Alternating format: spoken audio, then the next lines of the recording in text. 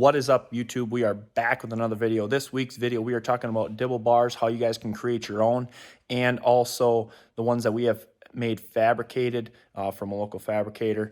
And then we also have a surprise at the end with a new creation that we will be dropping here soon that is going to benefit you guys. And we're going to talk about the stuff that we like to use and what we don't like to use when planting cuttings. So first I want to talk about the size cuttings and what to expect when they arrive. So our 2-foot hybrid willow and hybrid poplar, they're going to be pushing right around that 1/2 to 5/8 in diameter. Most of our shrubs are going to be very similar in that 2-foot range of about 1/2 to 5/8. So when you're ordering and trying to figure out what size dibble bar you might need, just remember that you want to get a 2-footer about 18 inches in the ground, leaving 4 to 5 buds. So you're going to be pushing that 1/2-inch piece of rebar in the ground about 16 to 18 inches in the ground. For 12-inch cuttings for our trees, the hybrid willow and the hybrid poplar, you're going to be around the same diameter as the 2-foot cuttings, where you're going to be that 1/2 to 5/8 in diameter. But now for the 12-inch cuttings, you only have to go about 8 to 9 inches in the ground, leaving about 1 to 2 buds exposed. So you're going to have a shorter dibble bar, where we like to use about an 8 to 9 inch dibble bar. So when I'm pushing that in the ground and I hit the top on my foot, that's at the point where about 8 to 9 inches deep. For our shrubs, the silky willow tends to be a little bit narrower than most of our other cuttings. So this is a great example of where you guys should be able to use a screwdriver to be able to drive it into the ground at 8 to 9 inches. If you have a long Phillips screwdriver, it works great to go along and make the pilot hole. For the red osier dogwood, dappled willow, silky dogwood, 12-inch cuttings, you're going to be probably right around that 3/8 to 1/2 inch in diameter for the 12-inch cuttings. And you're going to want to look to get it about, like I said, 8 to 9 inches in the ground. So here we've tried using a bulb auger and for a drill, and it just simply does not work, especially if you guys have any sort of compact soil or rocky terrain. It doesn't do a great job at creating a hole for the cuttings, because the main part of a cutting is you only wanted the diameter of the cutting. This creates too large of a hole, and it's very tough to backfill properly, especially if you don't have any water on the property to be able to help secure the dirt back around the cutting. So I would try to avoid using one of these to create your pilot holes. I would stick to either a rebar, long screwdriver, or a dibble bar. So here's the first option that we like to use, is a long Phillips screwdriver. I've taped it here at about 8 inches up so that it creates a consistent depth for our cuttings, because we don't want to go any deeper, because now you have an air pocket below that cutting. So what we like to do is tape this, put it in the ground, dirt comes up to here, pull it out, and now you have your perfect pilot hole.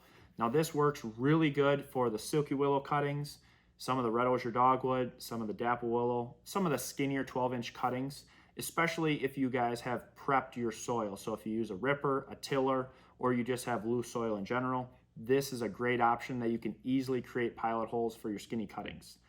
Now, if your cuttings are larger in diameter, then I would either ream a hole with this, wiggle it around to create a larger, wider hole, or jump to a next size up of both the rebar and the dibble bars. So the ease and the point of having a cutting is to only have to create a pilot hole that is slightly smaller than the cuttings. So for us, we like to use a stick of rebar if the ground is slightly tougher, where you're not able to use a Phillips screwdriver. A lot of times you can find chunks of rebar at your big box stores, Menards, Home Depot, Lowe's. So I like to bring 3 different sizes out to the field with me when I'm going out to plant cuttings. So I have a 1/4, 1/2, and 5/8 inch piece of rebar.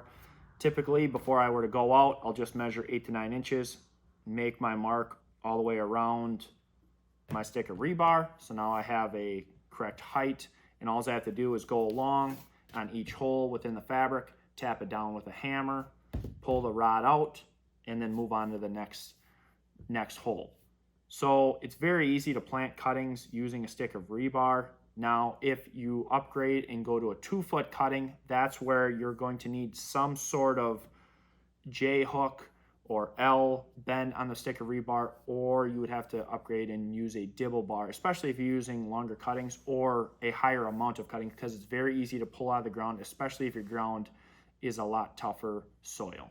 So here I have a 4-foot chunk of rebar. I'm going to create a bend on this, a little L hook here, so that it's very easy at about hip level to where I'll be able to go along, tap it with a hammer if need be. Otherwise, I'll be able to push it in the ground, and then I'll have enough leverage to where I'm able to pull it out of the ground, especially on a 2-foot cutting. So now I'm not constantly having to bend over with a short stick of rebar. So I want to bend it about right to here, so I have just enough to where my hand is able to grab the L hook here. So I'm going to go down to there.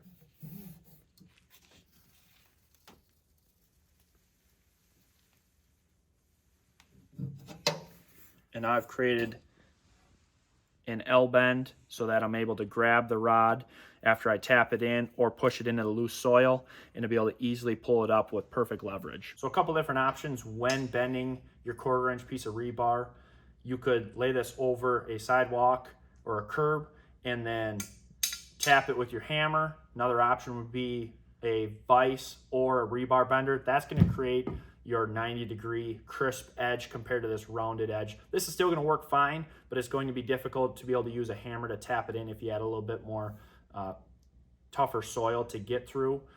Or another option would be you could either weld another piece of rebar next to it to where you could tap that part, and then that would allow a nice edge to be able to hammer down in those difficult soils. So once you go from a 1/4 to a 1/2 inch piece of rebar, you're not going to be able to bend this over a curb. So you would need some sort of rebar bender to be able to bend this to create your hook. Or if you're going to use a 5/8, same thing. You're going to need a rebar bender to be able to bend this to create your little hook. So here is the best option of what we have found, and this is our Dibble bars. We had them custom made from a local fabricator. In a little bit, I'm going to talk about the dimensions here of all the Dibble bars so that you're able to create them. But first, I want to talk about the reason why this option is by far the best option. So typically we have a handle here, tougher soil. Just like when we bent it on the piece of rebar, we're able to pull it out with both hands. Here, just like a shovel, you're able to tap it in with your foot. So by having these two options here on the Dibble bar, even in tougher soils, you're able to create a nice pilot hole for your cuttings very easily and effectively. So the reason why we have 3 different sizes here on the table is this is for our 12-inch cuttings here. We have a 9-inch rod that's 5/8 in diameter. So we bury it about to here. And this is our 5/8 inch rod, which is great for our hybrid willow, hybrid poplar trees, and then some of our thicker shrubs, which would be like the dapple willow and some of the red osier dogwood. The other 2 sizes I have here is for our 2-foot cuttings. This is an 18-inch rod. So this is our 5/8 diameter rod. This is for our hybrid willow trees, our hybrid poplar 2-foot trees, and then also some of our red osier dogwood, some silky willow if they're a little bit larger in diameter. And then our skinnier rod here is our 3/8 inch rod, and it's still, again, 18 inches long. But this is going to be used for more of your silky willow 2-footers, some skinnier red osier dogwood, and some skinnier silky dogwood as well. So the reason why we use 3 different sizes is you want to create a hole that is slightly smaller than the diameter of the cuttings. If you guys are creating a pilot hole that is too large and you don't have any water to backfill that, now you create potential air gaps to where either the cutting may not activate itself or it's just going to dry out with some of the drought conditions we've had in the past. So by creating a hole that is slightly smaller, you're able to shove the cutting in, the dirt is compact around that hole, and now you're locked in. Push the topsoil around it, give it a shot of water, and move on to your next cutting. And so typically when we're doing installations, we're ripping and tilling the topsoil, then laying our fabric. So we have a very loose topsoil seed bed for our cuttings. So on our longer rods, it's very easy to stick this about 6 to 8 inches in the ground before I'm going to step on this. If you guys don't prep your soil prior to laying the fabric, it can be difficult to be able to get the rod started. So you may have to use a hammer to be able to pound it down because this is about 22 inches from the ground. And then on the skinnier 2-foot long rods, you got to be careful that you're not flexing or hitting a bunch of rocks. If you're hitting rocks, then I would lean towards more of a shorter cutting because it is difficult and it's very easy to flex and bend this skinnier rod. Because as you guys can see here, that little bit of bend in there, and this is a fairly new rod that we had welded on, and it doesn't take much to flex and put a bend in some of those skinnier rods. Where compared to the 5/8 inch rod, this is a very stiff rod that it would take a lot of effort to put bends and flexes in that rod. And so if you're looking to create your own dibble bars here, we're just going to discuss about the dimensions, size piping, size rods, so that if you're interested in creating your own, you're able to weld your own metal together and create your own dibble bars here. So what we have here is a 1-inch in diameter pipe, hollowed out. That is a 9-inch handle, welded onto about a 31-inch piece of steel. And then for our footing, we like to use about a 4-inch long hollowed out pipe. And then for our small 12-inch cuttings, 9-inch long rod here, 5/8 inch rod is for our wider cuttings, which would be the hybrid willow, the hybrid poplar, 12-inch cuttings. And then if you were to use skinnier cuttings, then I would shrink that to about a 3/8 inch diameter rod to create your pilot holes. And we're working on a prototype that's going to be dropping here before spring planting happens. It's going to be a double-sided dibble bar. So the one side is going to be the 5/8 in diameter for your thicker cuttings, and then the other end is going to have the 3/8 inch rod. And so that's going to be able to handle your skinnier cuttings like your silky willows and your red oaks, your dogwoods. And it's going to have a handle on both ends here, so you're able to use it vice versa and to be able to still step on it in difficult terrain. So if you guys are interested in this, we're starting to take pre-orders now. Just send us an email, give us a call, email us through the store, however you want to reach out to us. We're going to have them created before spring green up happens and spring planting season. These will be unpainted, but like I said, it's going to be very easy to use because now you have a skinnier rod and a thicker rod all in one, so that you're able to plant a wide variety of cuttings. And the price right now with the shipping is going to be $100. So we'll be able to package it up, ship it to you guys, and it'll arrive before your cutting so you can test it out. And then once planting season happens, you're ready to rock with both sides of dibbles. So these three options are very easy and effective to use.